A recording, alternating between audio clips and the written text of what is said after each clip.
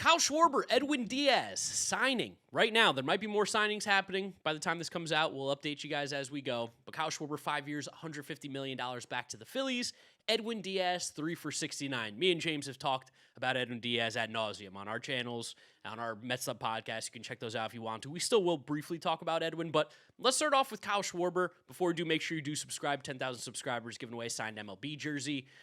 5 for 150 is a lot. That's a lot. Like, I don't think in a short term, like, if you would have told me, like, 3 for 90 or 3 for 100 for Schwarber, I wouldn't have batted an eye. But I will say 5 years at $30 million a year for a DH is kind of something we don't really see too often. It seems like, and rightfully so, that Schwarber's market was hot. Hot. It seemed like the Mets were involved. There was a lot of reporting about the Mets being involved. The Pirates made the 4-year offer. It seemed like disingenuous, but they actually put it out there. They put it out to the world publicly. It seems like the Orioles were the team that was really invested in Schwarber, and for their perspective, to get a left-handed power bat for their park seemed like it made a lot of sense. But $30 million AAV for him is big. And again, like, I hate them, but hats off to the Phillies for not losing him. It seemed like the Phillies had been a bit directionless as this offseason began, and it seemed like they were kind of waiting for the Schwarber market to dictate how the rest of their offseason would go. And it seems like they made the decision internally that they could not lose this guy, so they might have gone, which seems like the exact opposite thing the Mets just did with Edwin Diaz, where they seemingly went above and beyond to retain him. Like a $30 million AAV for a hitter who doesn't have a position is ridiculous. Like, just to give you guys, who has hit 190 as a couple years ago, and I know not batting average, channel podcast here, but still, it is hard to be an elite hitter when you hit 190, and $30 million pays you like an elite hitter. No, and in terms of the only hitters in the league besides Shohei Ohtani, because he also pitches, that have a $30 million AAV are Juan Soto, Aaron Judge, Vladdy, Mike Trout, Anthony Rendon, hilariously, Francisco Lindor, Carlos Correa, Nolan Arenado, Corey Seager, Machado, Devers, Mookie Betts, and Kyle Schwarber. And Devers would be the closest, I think, to Kyle Schwarber. Like, I'm sure if you put Kyle Schwarber at third, I don't know how different he would have looked from Rafael Devers, but I mean, Devers signed that contract 6 years younger than Schwarber. Yeah. Schwarber is now. Again, it's shorter deal, but it's maybe Kyle Schwarber at third base. Now I'm just thinking about Kyle Schwarber playing the infield, taking ground balls. No, it's a huge commitment for Kyle Schwarber, but also one that, again, like, it seems like Kyle Schwarber has hit a new echelon of production these last few years, which is crazy in the early 30s, but everything under the hood backs it up, and he just looks like he'll be an elite hitter moving forward. Yeah, I don't think there's any doubt about Schwarber falling off. Like, he might not have the season he had in 2025 where his OPS starts in like the mid-9s and he's hitting 55 home runs. I still think he's going to have around 900 OPS. I think this contract says you probably get 2 or 3 years of 900 OPS. That's what they think, at least. And Yeah, I think that wouldn't be crazy. But also, like, I think at the worst, Kyle Schwarber's like an 800 OPS guy who's still going to hit 40-plus home runs a year. So that's like where the weird war stuff doesn't really work sometimes with a guy like Schwarber. I kind of don't care. It's the same thing when you have the Hall of Fame conversation with him. Like, he hits 500 home runs. He's in the Hall of Fame. That's as simple as it is. I don't give a shit what his war is. Oh, got a tweet over here from a fantasy baseball creator, Eric Halterman. Schwarber needs to average 32 homers per year over the 5 years of his deal, which is age 33 or 37 seasons, to reach 500 for his career. Feels doable. He has 160 to go. Exactly the same number of home runs Jim Thome hit from 33 to 37. That's a funny comp for this like late career Schwarber. And also, like, we saw David Ortiz be an elite hitter, maintain elite bat speed and power and plate discipline into his very late 30s. Like, David Ortiz had the best World Series ever when he was 38 years old. Like, he hit 570. And something cool about Schwarber, because you did mention the season he went under the Mendoza line 2 years ago, and it seemed like he, even though he hit 47 home runs, which is kind of funny, but the OPS was barely over 800. Like, it still wasn't that. I wish he was a free agent after that season, because I would have loved to see the market react to that. But he made a huge swing change after that season, where Kyle Schwarber always had top of the league bat speed, but also one of the longest swings in the game. And you remember Schwarber had that load wiggle he used to do? Yeah. And he used to get away with that because he's such a premier athlete. Like, I don't think also people know how good of a high school football player Kyle Schwarber was. And he was a catcher as a prospect. Yeah, he was a catcher. He was a linebacker, University of Indiana. I don't think he actually played football in Indiana, but I think he could have. There was a story around that. But he's also had a big knee injury, a torn ACL in his career. But after that 2023 season, when Schwarber had one of the longest swings in the league, he cut down the swing length, but managed to improve his bat speed, which when you're doing that, it's a testament to your athleticism, because you generate more bat speed with the longer your swing. That's just more time for your bat to build up force as it comes through the zone. This past year, he did both of those things again. he shortened his swing again. So in 2 years, he went from a nearly 8-foot swing, which is one of the longest in the league, to this year 7.5 feet, while maintaining over 77-mile-per-hour bat speed. That is mega, super duper elite. I wonder how much Kevin Long has to play into that, because I remember there's a Kevin Long drill that he did with Robinson Cano that got him to really get to that next level at the plate. Because Robinson Cano at one point too kind of had a big swing, and then all of a sudden he also had the swirl up. Yeah, and all of a sudden like his bat just became violent and was vicious through the zone. And one of the big things was there was this drill that Kevin Long would do where you would basically take like front toss and hit off of a tee, but you'd be like very, very close to a fence, and it forced you to shorten up your swing while also still trying to get through the ball. Helps you pull. Kevin Long is the Phillies hitting coach. Like I wonder how much he had to affect this as well, because that is a clear and obvious change when you shorten your swing like that. That's not just an accident. And when you also can maintain or even improve on elite bat speed, like that's amazing. It's also that's such a cool like hitting coach thing for Kevin Long, because you have to. I feel like the best hitting coaches, pitching coaches, any sport, you have to let the athlete breathe. You don't want to inundate people with information. But then when you see like the effects of aging start to take place, maybe the player starts to reach out to you and you have those things. Like that's a nice little coaching note there by you. And also, while Kyle Schwarber was doing this, he began to make contact with the ball further and further out in front of the plate. His intercept point this year, 12 inches out in front of the plate, when 2 years ago it was only 5.5. The thing at the same beg time, for all hitters to do. At the same time, he was moving further up in the box. You had his front foot at the top of the box this year. Like that is, to do all those things into your early 30s and be able to do them with the elite bat speed, that is probably why the market has so much confidence in Kyle Schwarber being an elite hitter into his late 30s, which is kind of a unicorn outcome for players like this. And of course, like, you're healthy until you're not, you're injury prone until you're not. Kyle Schwarber plays every game. The guy doesn't get hurt, and he doesn't play the field. I know it helps, but like for a guy, like a lot of the times, like when you think about these older players that did fall apart later on in their career offensively, like Miguel Cabrera falling off a cliff at 35, that dude was getting hurt all the time, and he played in one of the hardest parks to hit in all of baseball in Comerica. You look at Albert Pujols; he was getting hurt all the time. He was in a horrible organization, in a just terrible situation. A lot of the guys that fell off, and I'm not saying Kyle Schwarber is the same kind of player as them, but the idea of that, like the 5-year contract, to some people might feel crazy for a guy who you look across the room and you see Pete Alonso, who's a similar-ish power hitter, and people are terrified to give him 5 right now. But Kyle Schwarber's bat speed and everything, like you said, does put him just slightly above some of those other guys. Yeah, well, I think we've talked about the bat speed aging curve on this show before, but usually when the fall off starts to happen between 32 and 34, and it's still gradual for a few years, but once you hit 35, it usually falls off the cliff. So even the worst case scenario right now, the Phillies might be like, yeah, we have probably 3 years as elite bat speed, but also when you start out with almost the best bat speed in the league, like Schwarber has at over 77 miles per hour, and 98th percentile per Baseball Savant, you just have room to go down. Like Kyle Schwarber has 2 full miles per hour bat speed before he reaches Pete Alonso's bat speed. That's saying a lot at a similar swing length. And also, like, it does feel like when Kyle Schwarber does slow down and he becomes back to like a 190 hitter, again, he's still probably just going to run to 40 home runs a year. Like, you can just probably, really plant your flag that Kyle Schwarber for the entirety of this contract is going to average around 35 to 40 home runs a season as long as he's healthy. And it's funny, like a guy like Pete Alonso, and I also misspoke in that. Pete Alonso has significantly shortened his swing over the last few years too, so now it's actually much shorter than Schwarber's is now. But where Pete's was 2 years ago is where Schwarber's is now. Now Pete's done a similar thing, so maybe there's some hope there too. Pete gets a lot of flack for the defensive value hurting him. Kyle Schwarber doesn't have to worry about that. He's probably never gonna step in the field during this contract unless there's an emergency. So funny about this is like Pete might get more money if he just went to everyone, I'm only gonna DH. I'm gonna be a DH. He might get paid more than him being like, I want to play first, which is ironic. Ironic, and also like Boris is the man. How is he not doing this? How does he not know this either then?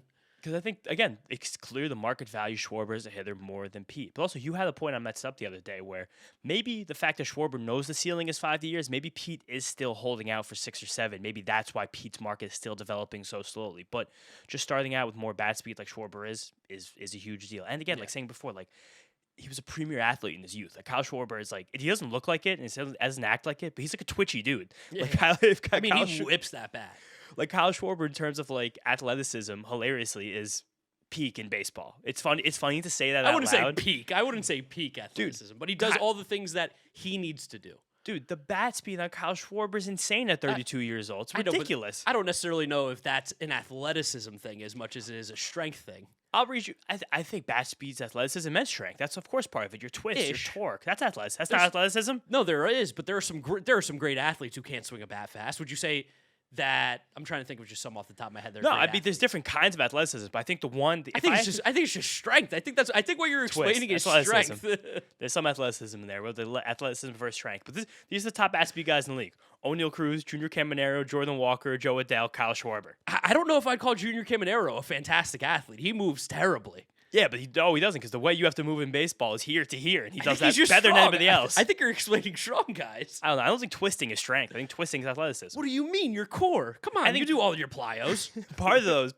There's strength and athleticism playing there, but still, also of all of those guys in the top 5, yeah, maybe Kyle Schwarber probably actually does a bunch of yoga. Just the way Kyle Schwarber has the shortest swing by a good bit of all the hitters in the top 5 of bat speed. That's crazy, and that is pretty cool. And the only guy with a shorter swing in the top 10 is someone who's a much worse baseball player, Matt Wallner. Yeah. It's funny. Matt Wallner would love to be Kyle Schwarber. Matt Wallner goes to sleep every single day being like, please make me Kyle Schwarber. How can I be Kyle Schwarber? Just turn me into Kyle Schwarber. That guy's a great athlete. Yeah, that guy's a great athlete. Kyle Schwarber, great athlete too, said the hot football stuff. But this seemed like a big domino to move for the offseason. And then 11, 12 minutes later, we got the next huge domino. That one hit Mark and I personally. You guys see the Mets stuff behind us, Mark the Hat, me the poster. We just recorded our Mets podcast, but Edwin Diaz is no longer a Met. And I think that's more shocking, like in the baseball sense, than anything else. Yeah, I wonder what the non-Mets fans think about this. Like, besides laughing at the Mets, obviously, because, LOL Mets. But, like, I mean, the rest of baseball is going to be like, you got to be shitting me. He went to the fucking Dodgers? Are you kidding me? It definitely seems like that, especially seeing just the retorts on Twitter about the Mets missing out on Edwin Diaz. Seems like a lot of people are kind of like, Mets probably should have matched this. Lockout's coming, I'll tell you that. But then, I'm happy that we waited a little bit to record Mets up and to come out here with you guys too, because once we got like an hour off the signing, it came out that it seemed like Edwin Diaz preferred the Dodgers. And the word on the street from Per Anthony Tacoma and Joel Sherman is that he didn't even give the Mets a chance to match an offer. And when the Mets indicated to him they were willing to go higher, he didn't even want to hear it. This is on, dude. Did Steven Matz sign today or last night? It was last night or today. I think one of the two. And remember, Steven Matz didn't give the Mets a chance to come back on an offer. The opposite, and Steve Cohen went ballistic. Oh, actually, okay. If this helps us get like Kyle Tucker, I'm in. Or maybe this was the closing of the Steve Matz loop. You know what I mean? Yeah, this is like it. Maybe we just lived in the Steve and Matz continuum since November of 2021, and it just ended right now. And now, Steve Cohen went fucking ballistic, and I'm sure he's gonna go ballistic knowing that they didn't get a chance to offer back. If that's true, I think the part that hurts from the Mets' perspective the most is that Edwin Diaz seemingly didn't really want to be a Met. And what I hypothesized I messed up is that it seemed like he didn't even want to hear the Mets' best offer, because it seems like the Dodgers told him this is our best offer. And he didn't want to know there was more money out there. He was like, this is your best offer? I'm in. Thank you guys so much. Seems like Edwin Diaz might have just been using the Mets for leverage. It's Pandora's box for him. If that's actually how it works, is like, I can see what's inside, but I might lose what could be a better offer from a team that I want to be to. And I do think there's probably some aspect of him wanting to win as well. I'm sure being on a lot of really bad Mets teams and a couple that should have been really good and completely shit down their leg, I'm sure that plays a part of this as well. I'm going to find some funny stuff about Edwin Diaz right now, because there was a weird thing that happened with the Mets this year because of how many horrific losing streaks they went on. He didn't pitch for like a week and a half at one point. Yeah, I want to find the longest time between appearances I can see for Edwin Diaz. It was comical at times. I saw something too where it was talking about like Mets all-time saves leaders, and obviously like John Franco's on there. It like pained me to see that he's like well behind Armando Benitez. Yeah, right. So there was, from August 16th to August 23rd, Edwin Diaz did not pitch during a huge Mets losing streak. There was another bad losing streak where he didn't pitch from, I'm scrolling around right now. I'm just filibustering the game logs. I'm going to remember what Ottavino said about Mendoza with the Mets bullpen thing too, and handling of it. I wonder if that has anything to play into it too, because Ottavino got like mad. I don't want to say irrationally, because it's probably rational. He got really, really mad on live stream in front of people, going off on Carlos Mendoza's handling of the bullpen, and I do wonder if that has anything to do with Edwin's decision as well. We have an 8-day stretch, April 26th to May 4th, where Edwin Diaz did not pitch. That's crazy. Did the Mets win a game? Probably. That's when they're the best team in baseball. But yeah, maybe that's part of it too. Now I'm sad you kind of thought of that now. We didn't even get to say that Mets stuff. I know. That could be part of this, because it seems like Edwin Diaz did not want to be a Met. And while, again, I think the world is dunking on the Mets for not matching or beating the Dodgers, which is also fair. I think that's totally fair. But one, the entire baseball market didn't want to give Edwin Diaz a 4th year. That seems painfully obvious. But there were rumors about Edwin Diaz getting a 5th year, and he didn't even get a 4th year. He stuck. Close. So, and also the fact that he didn't wait and extend this out and have the patience to kind of drift into the end of the offseason, it said that he basically thought that wasn't going to happen. He didn't want other guys like Robert Suarez to be signed, someone like Trevor McGill to be traded to take up more closer spots to where he could have started to lose his own leverage. So he came to terms at the winter meetings. Like, he's one of the first guys that signed this offseason that he wasn't going to get the 4th year after he just opted out of 2 years for like what, $40 something million dollars. Yeah. So that he's like, I don't know if that's a miscalculation on his part, or if he's like, I want this to be over with, or if like New York is brick right now. I want to get to LA as soon as possible for Christmas. Like all these things could play in. We don't know, but it's a big contract, but not as big as the world thought, which I think is interesting. Yeah, from the Dodgers' perspective, haven't really gotten to talk about this very much. Dodgers' perspective, are you kidding me? They had one issue and they solved it. They fixed it. There it is. Dodgers' perspective, could you imagine if Tanner Scott now goes back to good Tanner Scott? Yeah, I can actually. Yeah, very easily, right? They're gonna have like Bruce Gratterall back next year, who's gonna throw like 102. That bullpen's gonna be insane again. I mean, Rocky's gonna walk back into the rotation like nothing happened. Like Vesia is still there. They'll probably trade some of those like younger pitchers that really have no space to go get another reliever that's gonna be a demon. You just trade Kasparius for like a 17-year-old you know is going to become an animal in 5 years that you then can trade for somebody else. Like they traded for Brock Stewart too. I know Brock he had Stewart's surgery. good. Yeah, but he had surgery. I don't know what his status is for opening day, but like Edwin Diaz right now isn't even the highest paid reliever by total contract value in the Dodgers bullpen. Which is funny that they think about that for a second. They gave Tanner Scott more money total than one more Diaz. and more years. Yeah, and more. Jeez, they're synced up. They're going to be on the Dodgers for those 3 years now together. God, this is nuts to look at this Dodgers team. It's like a little bit scary. It's terrifying. It's God, like the Dodgers right now, like I'll say this too. Their lineup is the worst part of their team. Yeah. Think about that for a second. Maybe the bullpen. Maybe the bullpen. Vesia, Scott, Diaz. If things break right, that is Gratterall, like a top 4 in a bullpen. That is, I think people forgot how good Bruce Gratterall has been too when he's been on the mound. He always had crazy health problems. Why he's reliever to begin with.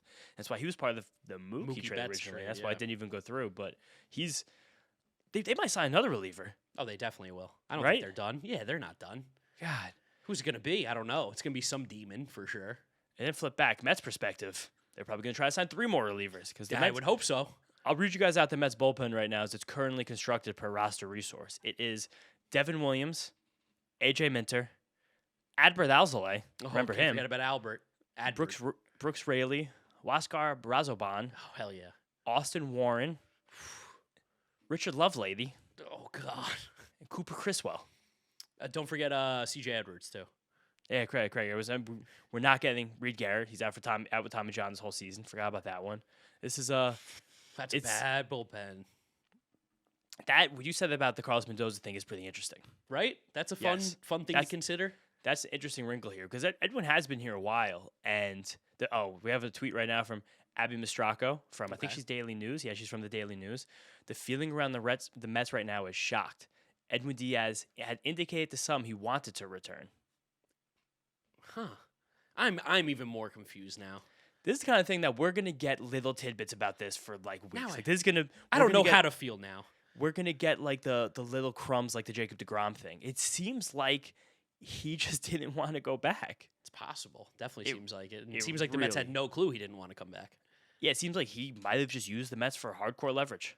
It's a dog move. Take my Mets fan hat off. Dog move by Edwin Diaz. Oh yeah, we're taking the Mets fan hat off for the wind-up always, but like he's not even a Boris guy. It's yeah. This season might have ended. He might have been like, no, like maybe the Mets weren't going to let him pitch in the World Baseball Classic. I'm sure the Dodgers won't either. But after this deal, wow, the Carlos Mendoza thing is now really ringing in my head. I know, right? That's all I can think about. It's hard for me to talk right now because I'm starting to percolate on that. I'm moving a mile a minute in my head of like a mile a minute. Yeah, is that right? Yeah, right. Yeah, because it's just Ottavino making those comments was crazy. And he got riled up. Ottavino's a very chill guy. If you guys haven't checked that out, he's the YouTube most channel. chill guy ever. When I got to talk to him at Citi Field one time when we worked for the team, He was like walking around the grass without shoes on, and I was like, "What kind of music you listen to before the game?" He's like, "Put on like lo-fi hip hop and just listen to like a YouTube stream." I'm like, "That's crazy." We're like, "What's your favorite song?" He's like, "I don't really have one, man." He's like lo-fi number 7. Like even his YouTube channel is so chill. He'll just like screen share and like go peruse around like roster resource, fan graphs, like Baseball Savant. he watches clips of relievers. Like, that's a pretty good pitch. Yeah, he just talks ball, and all of a sudden, like he started talking about Carlos Mendoza's handling of the bullpen, the fact that there weren't enough veterans in there to like keep track, keep control of guys, and make sure guys weren't being overused or misused. And he got hot. He got hot. I have to reach out to some people, find out. Yeah, possibly at this point. But these 2 huge dominoes have fallen. Now, just to think about what's going to come next, it seems like Kyle Tucker is definitely the next big contract is going to be signed. It seems like the Blue Jays are leading that one. Makes sense. Which would be kind of sick. I'd be happy for them. I'd be honestly. happy for the Blue Jays too. I'd be happy for everyone involved. Kyle Tucker, get your money, and Blue Jays go beat the Yankees. That's cool with me. This is a big time pro Blue Jays channel. You guys, Blue Jays fans, love the Windup. We have in the comments every shocking amount of Canadians watching. Well, I think because we got hot during the World Series, where they all came right to us. But now also, there's like the reliever market starting to dry up quick. Robert Suarez right now is the jewel left, and I think Robert Suarez. There's some things that are really really great about Robert Suarez. I think there are also some things that are kind of worrisome about Robert Suarez. And then after him, there's no more high leverage relievers really. No, you would have to make a trade, which maybe the Mets would, and maybe a lot of other teams would. Again, like I think after this season, Kirby Yates, people are scared of him. I think Kenley Jansen is. I think Kenley Jansen's actually still a high leverage reliever. I just think he wants to go pitch for the Dodgers. Yeah, not anymore. Who's most pissed about this is Kenley Jansen. Kenley Jansen's like, damn it, I'm not going to get my saves with the Dodgers. That's exactly what this is. He can either shoot for the saves and try and get close to the records, or he can go back to the Dodgers. Kenley Jansen, you are an angel again. Closest he can be. Just smell the Dodgers. No, Robert Suarez goes to the Mets and he goes to the Padres. But there's and now, like Evan Phillips becomes the very intriguing reliever. What's his agent. health thing? Because it's bad, but like when he's on the mound, he's good. I mean, Pierce Johnson can have moments of good, but he's definitely not a high leverage guy. Michael Kopech, Kyle Finnegan showed really great things when he. This is gonna be such an ugly bullpen. God, this is gonna be disgusting. This Mets bullpen. We're doing the windup right now, not Mets up. I know, but I can only just think about who the Mets are gonna sign, and it's so gross. Colin Holderman, I'm coming home. That's what's gonna be. Pete Alonso has to be a Met. Who's the next free agent that gets signed? Next significant free agent? Next significant free agent that gets signed. Alex Bregman, Red Sox. Okay. That's where I'm going. That's where you're going with also, Murakami has to sign in like a week. I think the 22nd. I feel like I've heard nothing about him, Okamoto, or Imai at all. Imai, I'm definitely hearing the most, but Imai and Okamoto posted a few weeks later. So I think they don't have to be signed until the first week of January. Okay, yeah. Where Murakami has to be the 22nd, and we're hearing nothing. Crickets. Nothing. It seems like nobody's interested. I think it's just they might be overvaluing his market because I think it's pretty clear that he has massive concerns with swing and miss. He's never faced velocity. He's never faced enough velocity to know if that's something he could definitely do or definitely not do. And the chances that he hasn't done well against it. And if he wants like a 5 or 6 year deal, I'm sure teams are like, no, you're like a flawed. Go sign Pete Alonso. Yeah, you're a flawed DH. Like, I'll give you a 3-year prove it deal. And he's like, oh, if we get a 3-year prove deal, I want the opt-out after 1. It's like, we're not going to give you an opt-out after 1 because we want you for 3. And that's probably exactly where we're at right now. Yeah. I also heard Mariners, Jorge Polanco, big stuff. The Mariners are very focused on bringing back Jorge Polanco, but Polanco wants 4 years. Yeah, he's going to wait then. Yeah, that's kind of what I think. I hope there's a little more that happens. I got a little taste in there were 2 gut punches, but I like it still from a just baseball perspective. Masochist. But yeah, it seems like the next 24 hours we're gonna get something else. Well, guys, make sure you're subscribed to the Windup so you don't miss out on any of the content we got coming at you. Follow us on TikTok as well as Instagram. We're approaching 10,000 followers there too. We're giving away jerseys when those hit them too. Jerseys for everyone. You get a jersey, you get a jersey, you get a jersey. Just make sure you're subscribed and followed. You can also follow James on his social media at James Shiano, YouTube too. Giraffe Neck Mark. Thank you guys for checking us out. We'll see you on the next one. Peace out.